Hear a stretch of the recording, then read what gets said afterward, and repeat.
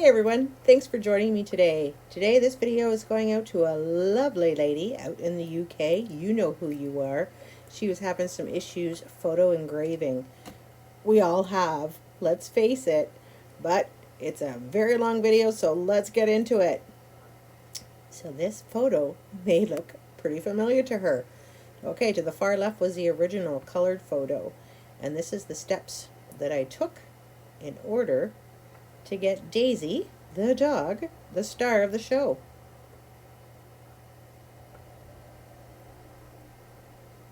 So this is GIMP, a totally free program.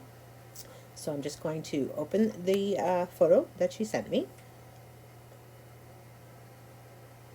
And it's going to ask me to convert it, and I'll say convert. And there it is in full color. So now we need it for grayscale for LASERGRBL. So we're going to go to mode, we're going to click on the grayscale. Then we're going to go to image, the precision, and we're going to take it to a 16-bit, and yes, we are going to convert that. So next, we needed to crop the photo. So we're just going to check the size here, and we're going to scale it as well. So from doing the photo a few times, I knew I was taking off the top and the bottom. And oop, I clicked on the wrong thing. So before you try to crop, make sure you flatten the image. Same goes for painting as well. So we're just going to crop that, because before I do any of my changes, I want to make sure this photo is nice and big. Oh, I accidentally clicked on crop to content when I should have clicked on crop to selection. And I kind of baffled myself there for a second. Ah, right, I did click the wrong thing. So now we're going to scale the image. And so for her specifications, she wanted to go for 15 centimeters by 20 centimeters. So we're just a hair off. I'm going to scale that, fast forward that a little bit.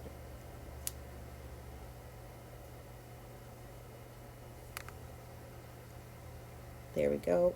Now if you have to zoom out of your photo, you just click that magnifying glass. Allows you to zoom out.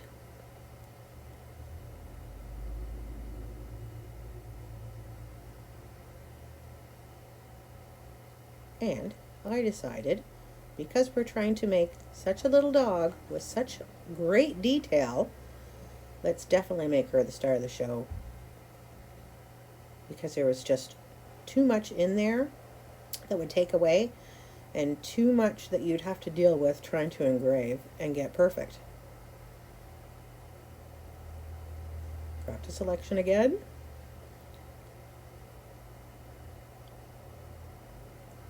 Centimeters, 15, and because I have the lock on, I just hit enter and it will automatically keep the photo to scale.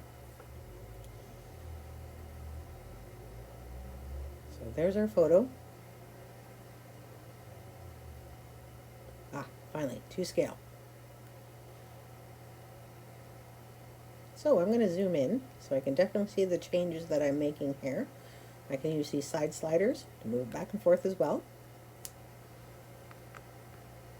So I'm going to go to the filters, and I am going to go to enhance. My mouse was being silly there. And I'm going to sharpen. So I can click on split view so I can see my before and after changes. I'm going to change my amount just by sliding that over. I can click that off as well, the split view, so I can see what it looks like. I can also switch the radius. Now, to me, that is almost too much because I'm getting a little fuzz in that around her head and the sides and that. So I'm going to take that down just a smidge. And there, we got rid of that fuzz around her head.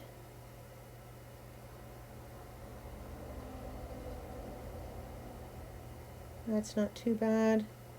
Oh, we got fuzz around her head again. I'm just going to scale that back a little bit.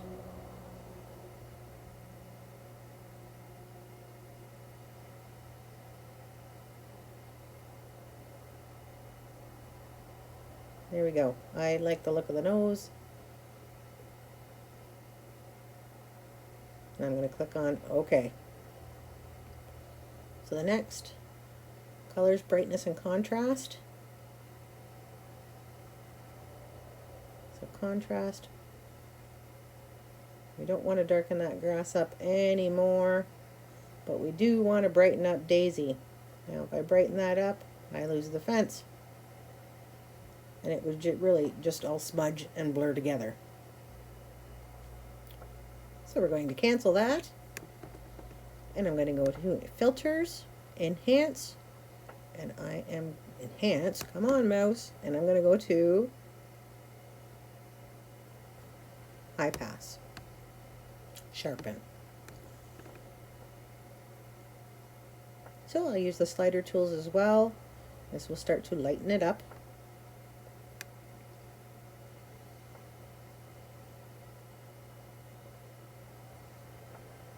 And I went to mode. You have to check your mode and make sure replace is on. So here, now we're getting somewhere. The fence is darkening up and the grass is lightening up and Daisy is starting to look brighter.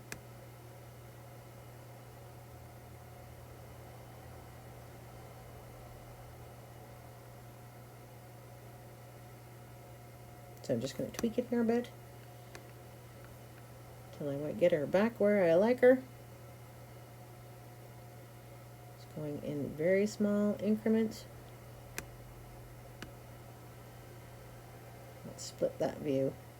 So there you go. You can see the difference from before and after.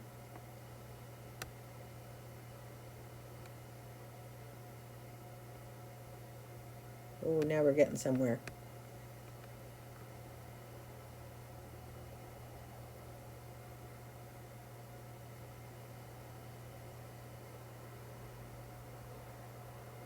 Split view. So you can see the before and after. There you go. Quite the difference.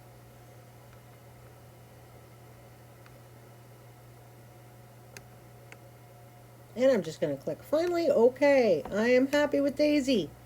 So now I'm going to export as, and I am just going to change that, and so this will be Daisy Facebook FB. It's going to be number 6. I'm going to change it from a JPEG to a PNG. Then I click on export. I have interlacing on, save the gamma, save the resolution, blah blah. 16-bit gray. You have options there, but I'm just going for the 16-bit gray. That's all you need for LaserGRBL. And I'm going to export that. So now she's all good to go.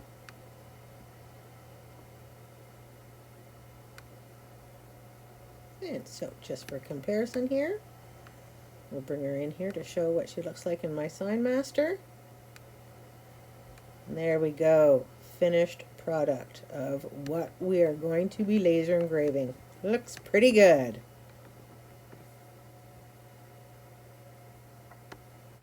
Okay, so I've opened up LaserGRBL. And we're going to open this puppy up. Get it? Puppy. Okay, so I've opened the very last file that I modified. I have it to sharp. Brightness I had at 111, 114. So right now I'm just playing with the brightness, and because you're going to start seeing the dots disappear. Let's click on the expand button. You'll be able to see this a little bit better. So the brightness, I want to make sure that we're keeping Daisy as bright as possible. And we're going to slide that contrast over as well. And I think, oh, I've lost a lot of dots. Well, because of the amount of lines that we're going to be doing, you don't actually lose that many dots. This is just kind of like a guideline. So I'm going to stick with a contrast of 81. Now this is just starting. I'm going to do the black and white dithering, Atkinson, horizontal. Now I'm going to try 10 lines.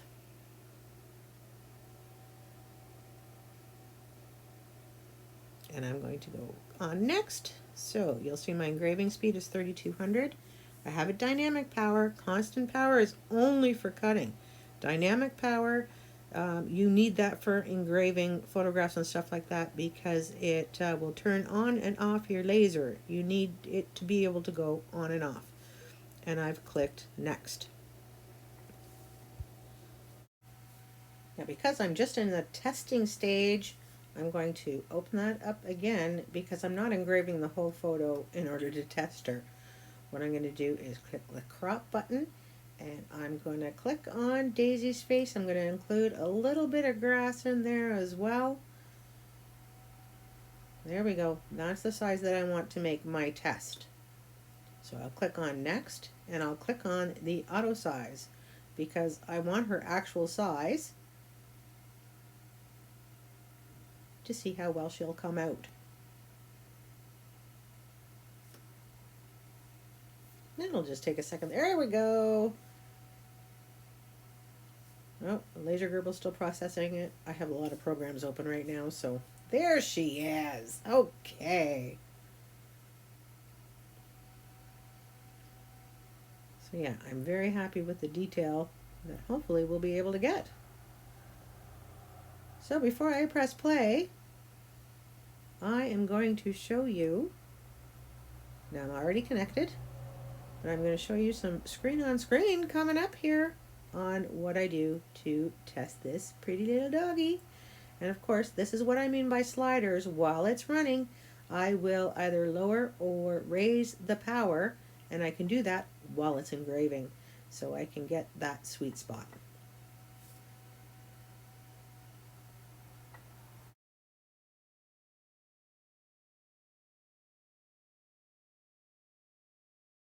Okay, machine is still powered on from my last test. I'm not going to turn it off, so I can go right up into my next test.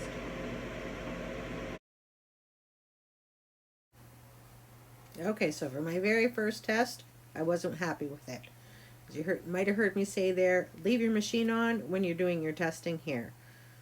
So now, because I'm going to add more lines, and it will make it darker because it's scrunching down the amount of lines per millimeter that you're doing, it's going to give it greater detail. So you can either up the brightness, which I suggest, or up the contrast if you're upping up the amount of lines. I'm not going to touch the white clip. Got the black and white dithering, Atkinson, horizontal, 12 lines. I'm going to click next.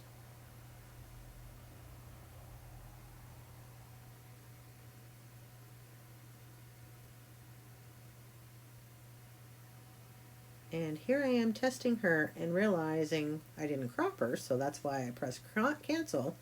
And now I've got her cropped. Okay, now we're going to go back to the 3200 millimeters per minute dynamic. My minimums 5%, my maximums 75. Let LaserGrbl process that. Okay, so as you can see, my last setting there with the sliders was at 1.12. I'm going to jog up that laser. I'm going to hit the focus button so it'll pinpoint where I am on the board. That's good. I will set my origin. Oh, and I also focus because this board's got a warp. So if you're doing testing, every time you move it up, make sure you bring that slider down and make sure your focus gauge is touching the material. And we're all good to go. I'm going to press play. And I'm going to open up my slider tools and have them handy to either raise or lower the power as we're going along. Okay, so the first type of material I'm going to show you is the Baltic birch that we picked up, which is specially fabricated with a special kind of glue to make it cut amazingly. But engraving photos, it's really too grainy of a detail. So you can see at the bottom here, now all these settings are 3200 at 750%, but I changed them. Now brightness here is at 120, contrast is 69, and white clip was 19 to bring it up. I normally don't touch the white clip, and you'll see as we go along. So number 2 is at 117 brightness, contrast at 72%, and white clip is 0. And then we can see I started to like that one. But then I downed this one to a 0.62 in the power of the sliders, and you'll see what I mean. And then to this point, I was at 0.66 for the power, and then I upped it, put 0.70. But overall, I didn't like the detail that I was getting off of this board. So I had tried clearing the one side to see how that would work. Kind of like the Norton white tile method with the paint, to see what would happen there. And you know, the birch was actually, this line here was picking up the lines of the plywood, and this one, no, I don't like that one at all. So we're gonna get rid of that one. So my second test were those Dollarama wood blanks, and that was at 10 lines. So I had the brightness at 115, the contrast at 80, the white clip at 0. This is at 9 lines. Atkinson, of course I had it the dynamic. The slider power I took down to 0.70 while it was running, and yeah, those I just tried a whole bunch of different running powers. Wasn't quite happy with that, but we'll come back to that one. So then I tried, and this is actually tongue and groove board. There's no such things as scrap in my house. If it's wood, I'm engraving it. So the problem with the grains, if you're burning too deep, you're gonna get those grains. You can't really get anything out of it. You know, there's a deeper part there. Still couldn't get anything. So nope, don't recommend that material. And this is what I mean by a laser Bible. I keep all my settings jotted down for each job, each type of material. Yeah, it's my chicken scratching, but I can refer to that if I get a similar project or if I'm redoing a project, because yeah, it's hard to remember everything. And this is my chicken scratching for today. So this is pine, and it's not clear pine. Clear pine means you wouldn't have any of these knots. And as you can see, I'd already, if you're doing a bigger photo, it actually looks pretty with the wood grains going through it. This was a mess up, of course. My diagonal wasn't lining up for me. I've had some issues when I put the expansion kits onto my machines. They no longer like to go diagonal and line up, but I'm still fiddling with belts and settings, and I'll eventually get my favorite setting, which is diagonal. I'll get it back. So I tried that, and of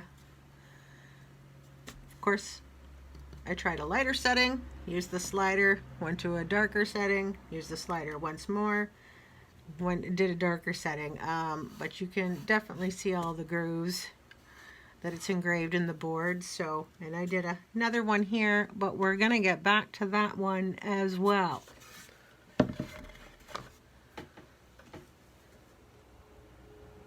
So finally, this is my little secret material that I like to use. It is oak veneer, and yeah, I really do like it. It takes a little bit of finagling, but I'm going to show you what the finagling is. So on the oak veneer, let me try to read all of my settings here. So veneer at the bottom here, I started at 10 lines. It's at 100% power, which was the 3200 at 750. And as you can see, he looks really, really gray. I'm sorry, you guys can't see that. Now you can see it better. So I was finally able to get where I wanted to, and I think at number 3 there, it's brightness is 113. And I should have The contrast, I believe, was at 81, and again, this was at 10 lines. But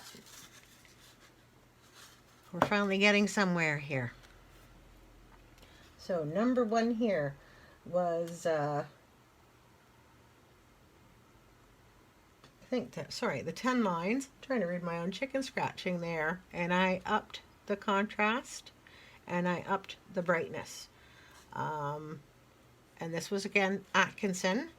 Now, I'm getting a little bit of detail finally where I need it, but I decided to up the brightness and up the contrast a little bit more.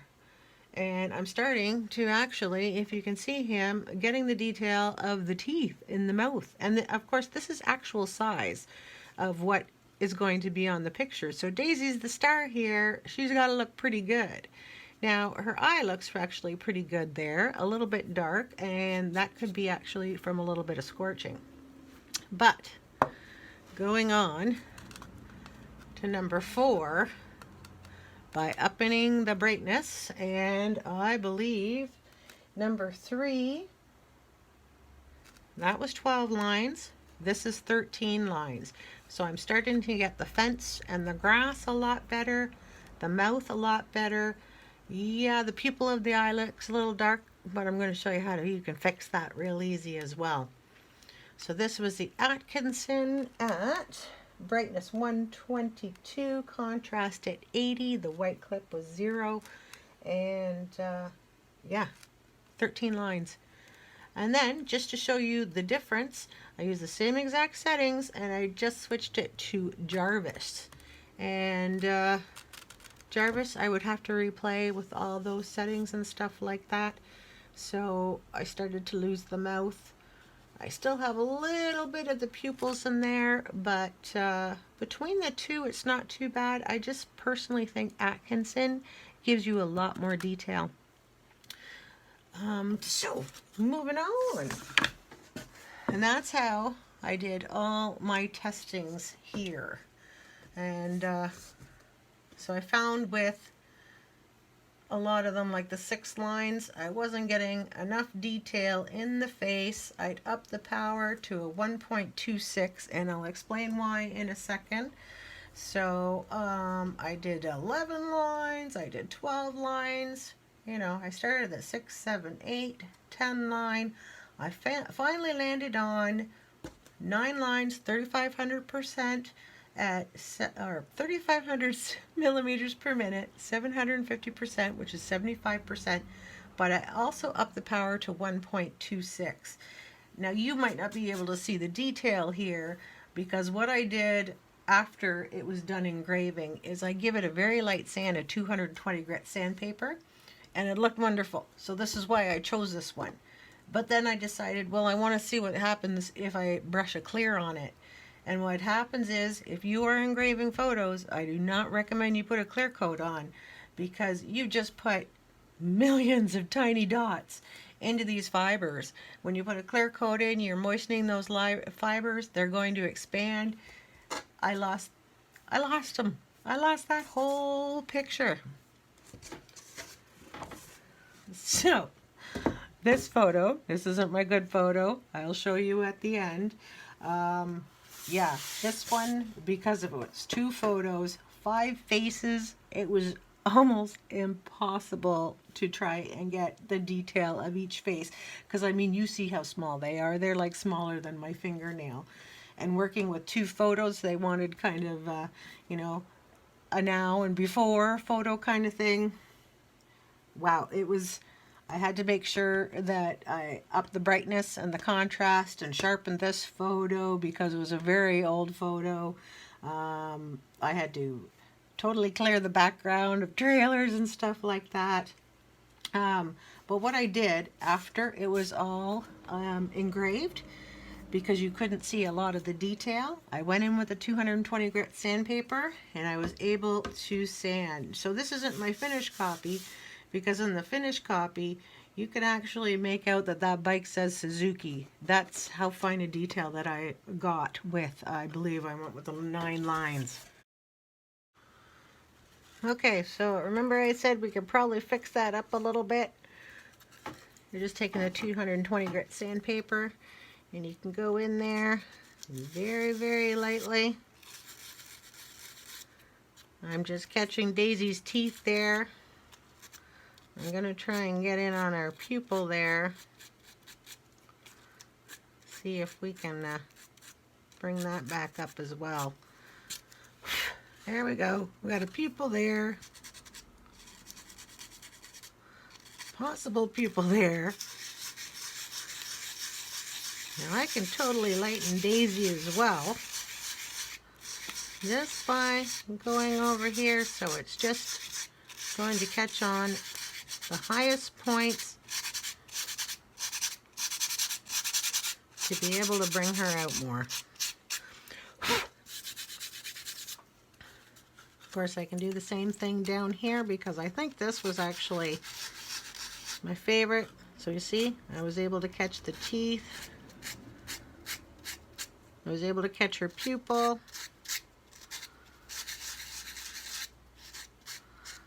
Catch the other pupil.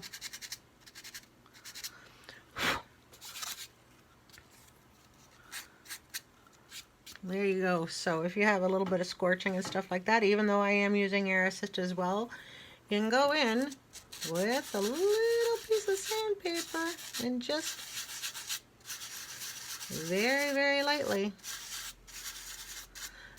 bring out those lighter features again. And I could go over the grass as well if I wanted to soften that.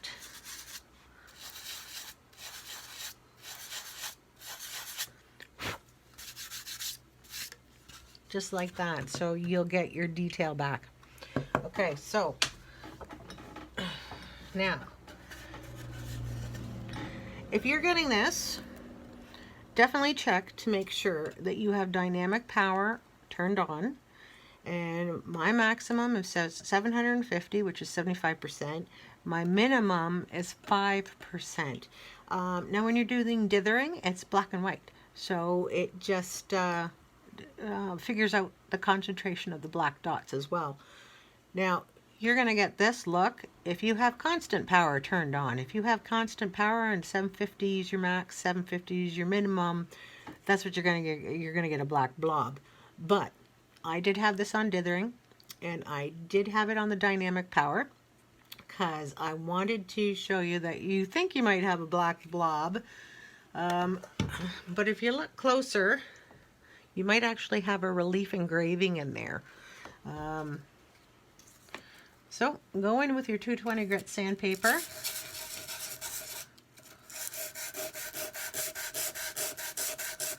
And start sanding that away. You're going to get the higher amount of the raised parts.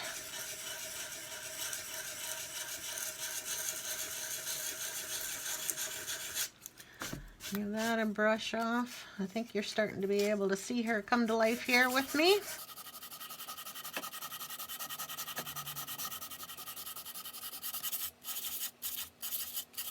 And of course, having a air hose would be best to be able to spray off all this excess, and things that I'm doing right now. But I'm just going to use my lung powers.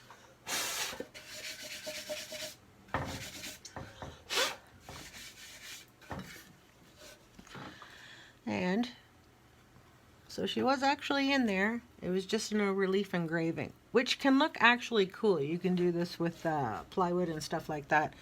But any of the things with the big grains in them, I mean, if you're doing a big picture, it looks really cool, like the cows here. It kind of looks cool to have the grains through them. But if you're doing a finely detailed photo, yeah, not so much. Okay, we are getting to the end here. Now, this was one of my test ones on the birch. Didn't like it at all. That was actually my finished engraving on the oak veneer. And of course, pictures, videos sometimes just don't do things justice. You have to see it in real life. But with this photo, you can actually see, you can make out the Suzuki on that bike. I've got t-shirt details, I've got face details, I've got, you know, the tread tire details. So I actually engraved this. Now I upped my settings to the power while it was engraving to 1.26. And then I used my 220 sandpaper to be able to go back into it. Finally, I got this photo to work out. Now he kind of looks like he has demon eyes there, but that's that's actually little pieces in the wood. So it depends how you hold the photo. I hear he was quite the character when he was young anyway, so maybe he was part demon. Who knows? And this is the same exact engraving. I'm just putting a centimeter ruler up there so you can see how fine a detail the OLM3 can achieve there. And it's funny how it went dark to light. It just depends on the lighting in the room, I suppose. Okay, so this was an engraving that I tried on live edge, and it looked pretty good. But then I made that boo-boo of clearing it. So as you can see, I had great detail, and then as soon as I cleared it, I lost all that details. So this was laser engraving a memory box. Now, a second here, there we go. There's the actual file that I engraved from LASERGRBL. And so there was mountains, the 2 photos, a couple kissing by a canoe, and I cleared it and I lost it all. So I had to re-engrave the photos, and these were just, you know, little cutting board planks. I picked them up at the Bucker too. So yeah, I redid the photos, and I actually cut, you know, all the Mr. and Mrs. chairs, and that's how I created a fully customized memory box. So I hope this helps. This video is going out to a lovely lady in the UK, and I hope she sends me pictures when she gets it all figured out. Now I try to help who I can. I can't help everybody because of course I'm not monetized. I have a full-time job that I'm doing this. So remember, click subscribe so YouTube isn't taking all the money there for sticking advertisements in my content. I'd like to get paid too. So thank you to all of you who have subscribed. This Canadian gal really appreciates it. Now that's it. Go create, guys.